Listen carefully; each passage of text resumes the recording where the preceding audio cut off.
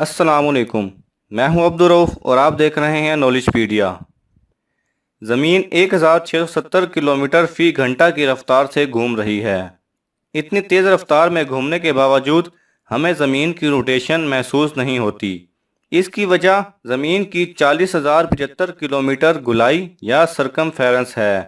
यानी अगर आप ज़मीन के गिर्द एक पट्टी या रिबन लपेटना चाहें तो आपको तकरीबन 25,000 मील लंबी पट्टी की ज़रूरत होगी। क्या कभी आपके जहन में ये सवाल पैदा हुआ कि अगर ज़मीन 1 मिनट के लिए रुक जाए या घूमना बंद कर दे तो क्या होगा?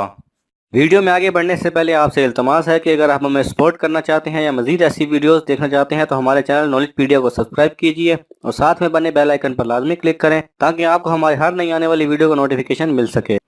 दोस्तों, अगर ऐसा हो गया तो ज़मीन पर दुनिया का सबसे बड़ा सुनामी आ जाएगा। ज़मीन घूमने की वजह से परफेक्ट स्फेरिकल शेप में नहीं है और जब घूमना बंद करेगी तो परफेक्ट स्फेरिकल शेप में आ जाएगी, जिसकी वजह से पानी हर जगह बराबर मकदार में फैलना शुरू हो जाएगा। समंदरों में से पानी निकलकर ज़मीन पर आने लग जाएगा, जिसकी वजह से हमें एक बहुत ही बड़ा सुनामी देखने को मिलेगा। अगर ज़मीन रुक गई तो हम 1670 किलोमीटर फ़ी घंटा की रफ्तार से घूमने लगेंगे, जो कि हमारे लिए बहुत ही तेज़ रफ्तार है। ये बिल्कुल ऐसे ही है जैसे किसी तेज़ रफ्तार गाड़ी को अचानक ब्रेक लगाएं तो हम आगे की तरफ गिरने लगते हैं। इस ज़मीन पर मौजूद तमाम इमारतें, गाड़ियां और दरख्त वगैरह भी घूमने लगेंगे और आपस में टकरा कर बहुत ही बड़े पैमाने पर तबाही का मंजर पेश करेंगे।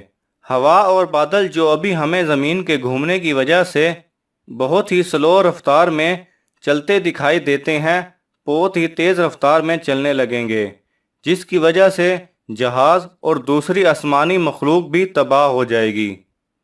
ज़मीन पर जिस जगह दिन होगा वहाँ दर्जा हरारत बहुत ज़्यादा और जहाँ रात होगी वहाँ दर्जा हरारत बहुत कम हो जाएगा।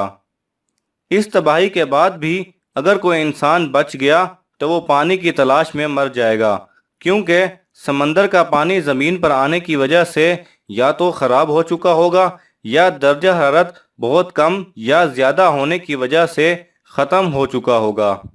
अगर आपको हमारी ये काविश पसंद आई तो लाइक के बटन पर क्लिक करें और सोशल मीडिया पर अपने दोस्तों से लाजमी शेयर करें ताकि वो भी इससे फ़ायदा उठा सकें, और कमेंट्स बॉक्स में अपनी राय का इजहार देना मत भूलिए।